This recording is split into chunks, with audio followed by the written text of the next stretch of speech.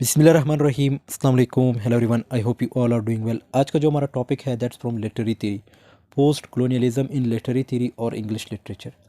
Literary theory जिसमें मैंने कुछ थ्योरीज़ को ऑलरेडी कवर किया है, like Russian formalism, new criticism, structuralism, reader response theory, feminism, गाइनोफेमिनिज्म और मार्क्सिज्म। सो आप मेरे चैनल पे जा सकते हैं, वहाँ एक पूरी प्लेलिस्ट बनी है लिटरेरी थ्योरी के नाम से। उसमें जो थीरीज़ आपके कोर्स कंटेंट में मौजूद है वो आप देख सकते हैं, और कुछ थीरीज़ का लिंक मैं आपको डिस्क्रिप्शन में दे दूँगा।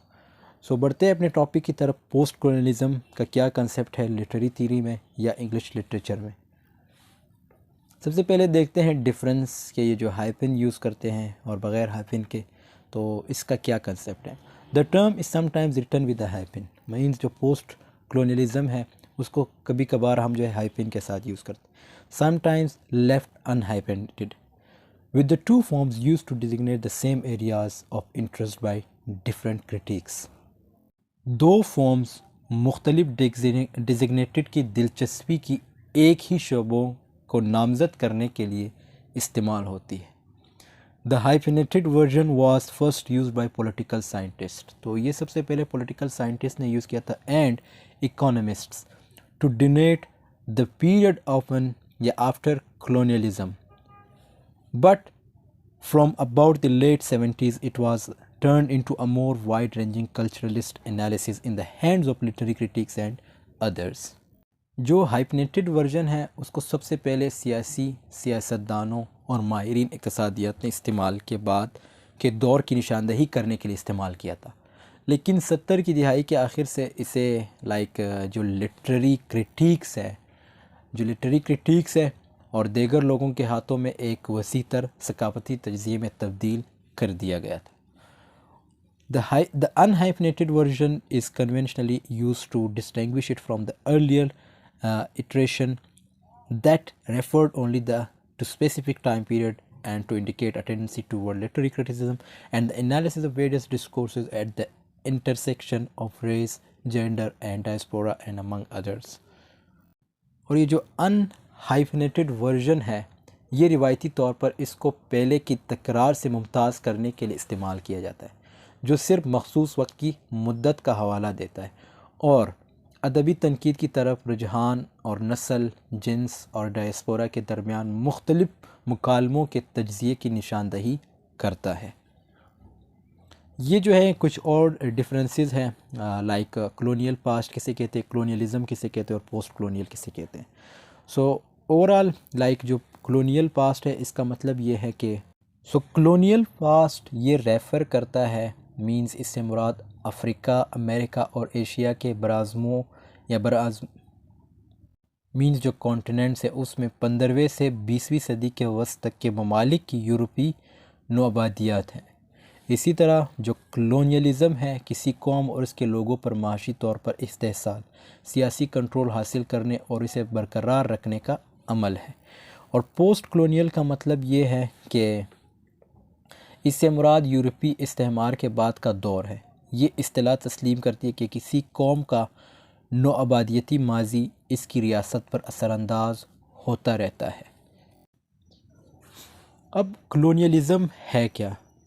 Colonialism, the imperialist expansion of Europe into the rest of the world during the last 400 years. Overall अगर हम कॉलोनियलिज़म को समझें, कॉलोनियलिज़म का मतलब ये है, मींस कॉलोनियलिज़म का जो कंसेप्ट है वो ये है कि पिछले 400 सालों के दौरान बाकी दुनिया में यूरोप का साम्राज्यी फैलाव, जिसमें एक गालिब साम्राज्य या मरकज़ ने अपना हाशिया या कॉलोनियों पर कंट्रोल और असर रसूख का रिश्ता बरकरार रखा। ये ताल्लुक़ समाजी, तदरीसी, महाशी, सियासी और वसी तर सकाफती तबादलों तक फैला हुआ था, जो अक्सर यूरोपी आबादकार तबके और मकामी तालीम याफ्ता कंट्रैक्टर अशरफिया तबके के साथ होता है, जो यूरोपी माँ कौम और मुख्तलिफ मकामी लोगों के दरमियान पुरते शक्ल देते हैं। कंट्रोल इस तरह के निज़ाम में नस्ली कमतरी और गैर मुल्की दूसरेपन के मुआरसी तस्वुरात थे।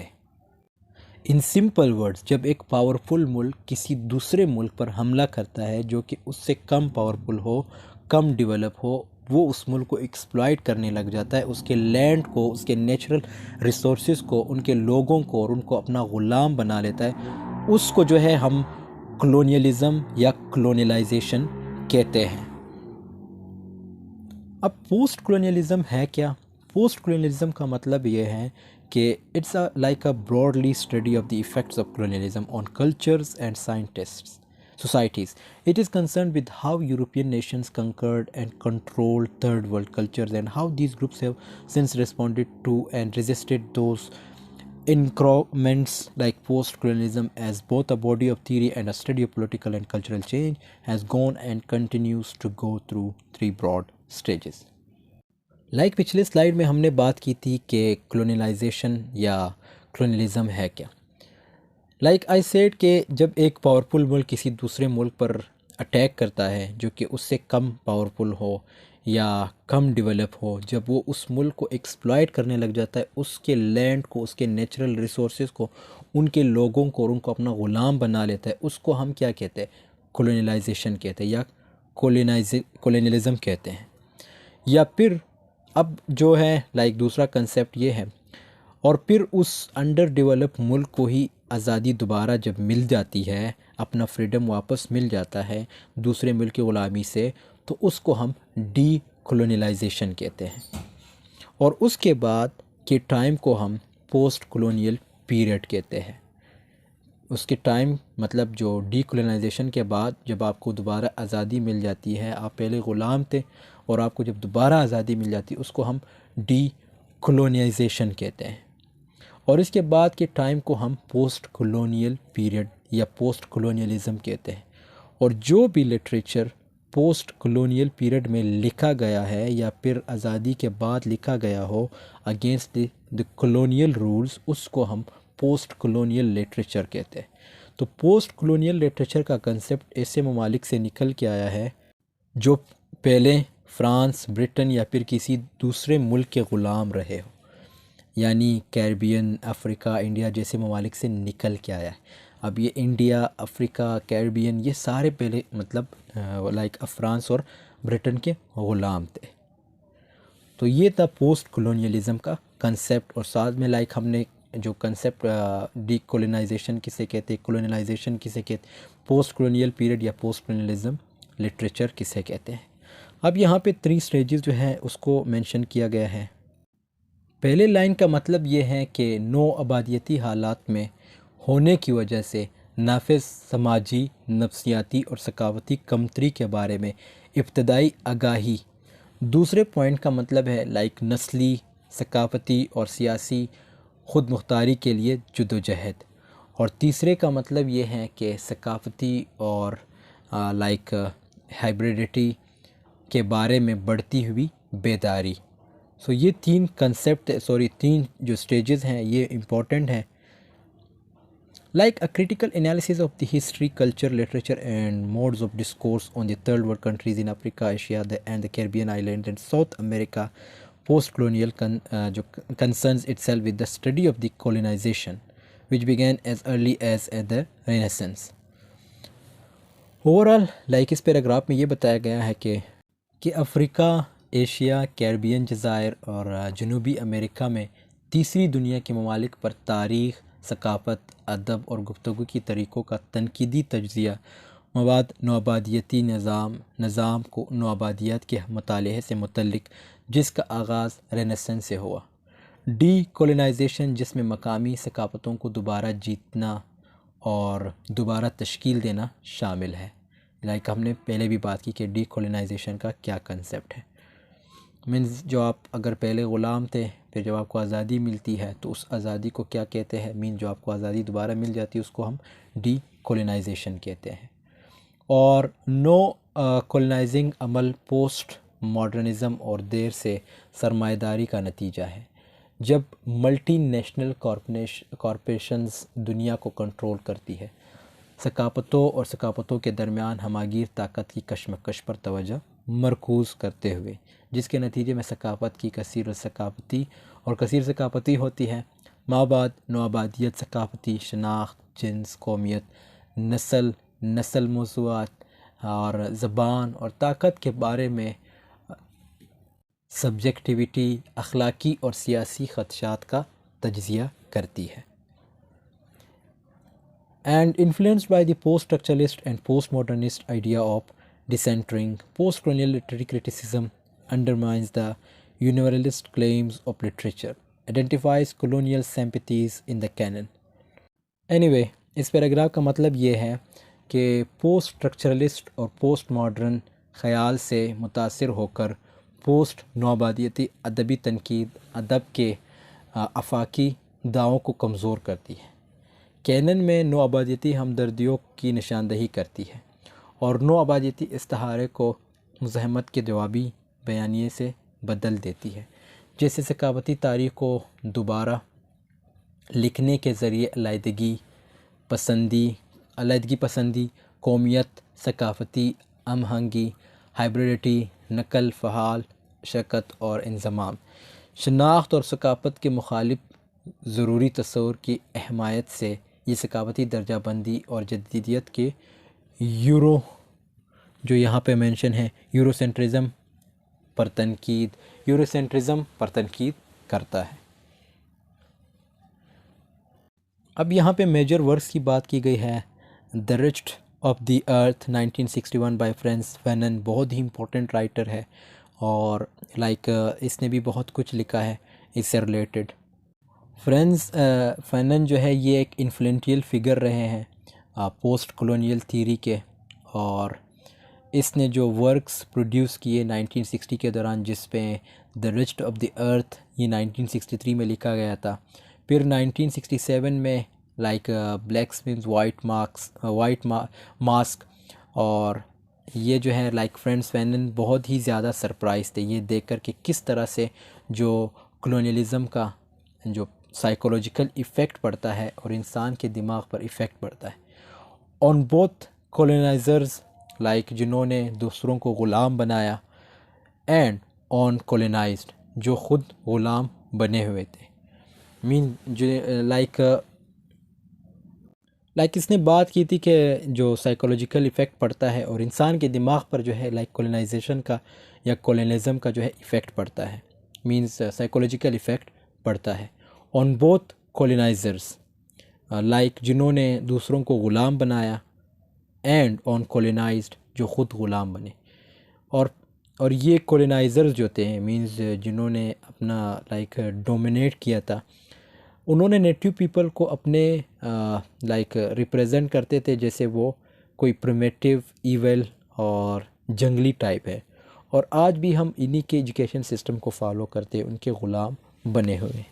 تو یہ دوسرے امپورٹنٹ ورکس ہے، یہ آپ لوگ دیکھ لیجئے گا، جس میں ایڈورڈ سیڈ، یہ بھی ہم جو ہے ایک الگ ویڈیو میں اس کو ڈسکس کریں گے یہ ساری چیزوں کو، مطلب ان کے ورکس جو ہے جیسے ایڈورڈ سیڈ کا ہے، فرانس فینن کا ہے، اور باقی جو دوسرے رائٹرز ہیں.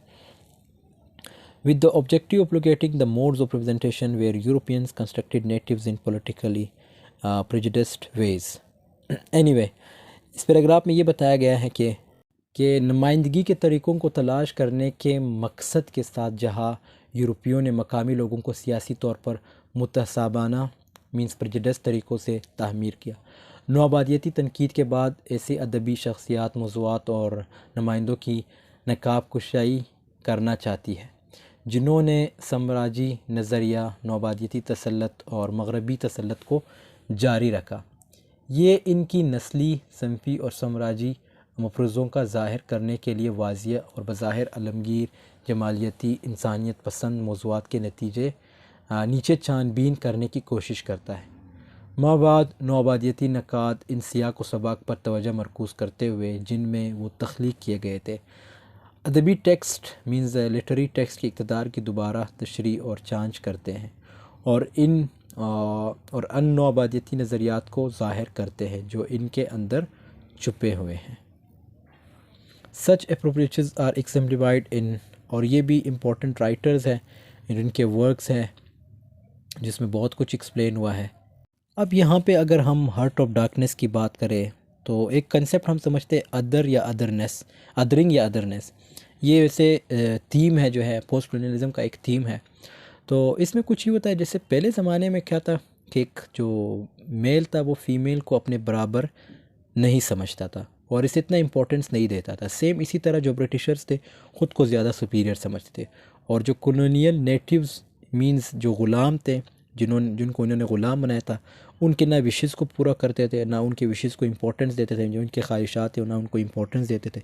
پھر اس میں ہمارے پاس دو اور کنسیپٹ آتے ہیں جس میں ادرنگ.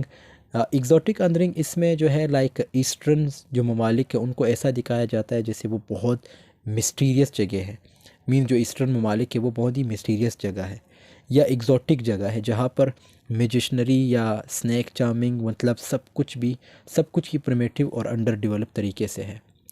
پھر دوسرا جو ہے لائک ڈومیننس ادرنگ، اس میں ایسٹرن ممالک کو انفیریئر شو کرتے ہیں، ایول جو ہے ایول کی طرح شو کرتے ہیں. اب اس کی بیسٹ ایگزامپل یہ ہارٹ آف ڈارکنیس ہے. یہ اس کی بیسٹ ایگزامپل ہے جس میں ایسٹرن ممالک کو انفیریئر شو کیا گیا ہے، مطلب جو ایشیا کے ممالک ہیں ان کو جو ہے لائک انفیریئر شو کیا گیا ہے.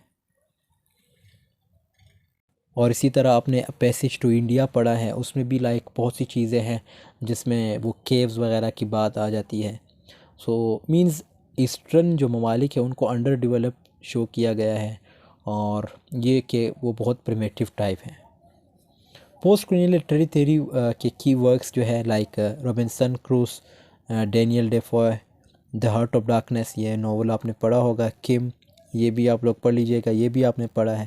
تو یہ سارے ایسے ورکس ہیں، اس میں آپ دیکھ سکتے کہ جو ایسٹرن ممالک ہیں ان کو جو ہے انہوں نے ہمیشہ لائک انفیریئر شو کیا ہے، پریمیٹیو شو کیا ہے، انڈر ڈیولپ شو کیا ہے ان کے لوگوں کو، ان کے لائک ان جو انفراسٹرکچر وغیرہ ہے اس چیزوں کو.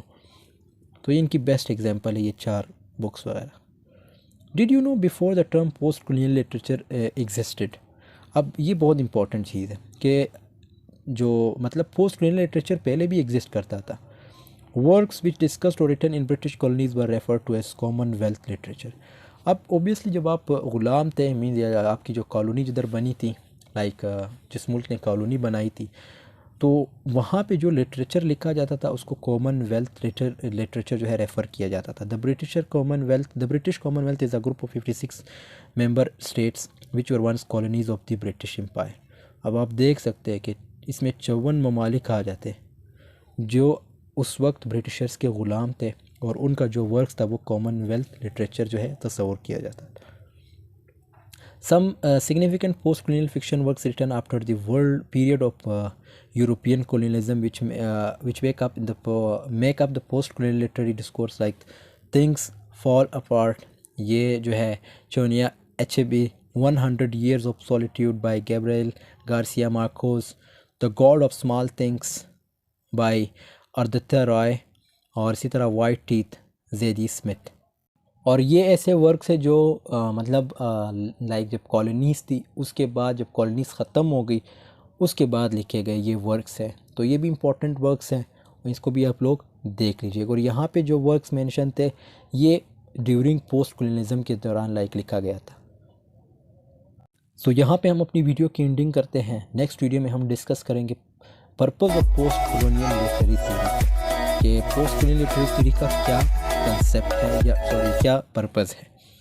اور لائک یہ ایسی طرح لائک لٹریچر سے جو ڈیل کرتا ہو، جو ایسے ممالک پہ پروڈیوس کیے گئے ہو یا پھر لکھے گئے ہو، اور اس کو جو ہے پھر ہم ڈسکس کریں گے نیکسٹ ویڈیو میں کہ اس کا پرپز کیا ہے جو پوسٹ کولونیل لٹریری تھیوری ہے. سو ملتے ہیں نیکسٹ ویڈیو میں، تب تک کے لیے اللہ حافظ. Take care of your self.